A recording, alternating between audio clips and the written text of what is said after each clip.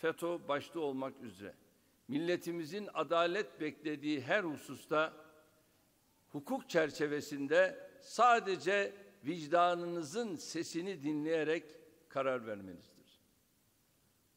Anayasamızın malum 138. maddesi hakimlerin görevlerinde bağımsızlığının en önemli ifadesidir. Anayasaya, kanuna ve bunlara uygun olarak vicdani kanaatlerine göre hüküm vereceklerini ifade ediyor. Bir başka ifadeyle sizin şahsi inancınız, ideolojiniz, bağlılığınız ne olursa olsun kararlarınızı anayasaya, kanun ve hukuk sınırları içinde vicdani kanaatinize göre vermeniz gerekiyor.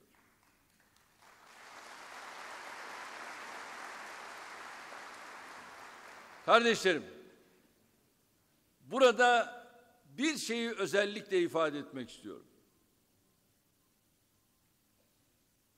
40 yıllık siyasi yaşamım içerisinde özellikle son 14 yıl başbakanlık ve cumhurbaşkanlığı döneminde vicdanının yerine FETÖ üyelerinin yaptığı gibi bir örgütü, bir şarlatanı ikame ederseniz oradan adalet çıkmaz.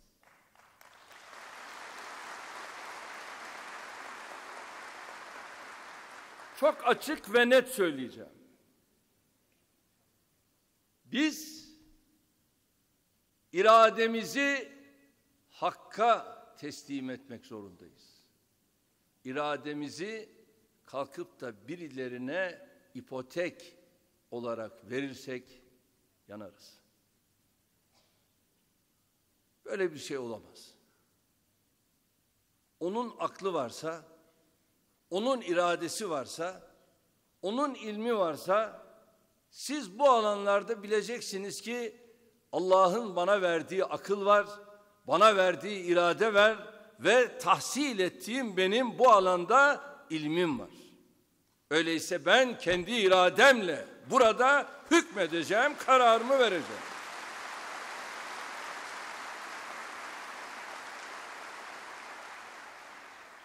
Yok şöyle durun bakalım. Bir yer var oraya soralım da kararımızı ondan sonra verelim. Böyle adalet olmaz. Onun için binlerce insan, on binlerce insan bu ülkede yandı. Ve bu insanlar ne yazık ki 5 yıl, 10 yıl, 15 yıl hapishanelerde çürüyen vatandaşlarımız var. Bunlar oldu. Şimdi bunların düzeltilme fırsatını yakaladık. İşte bunu iyi değerlendirmemiz lazım.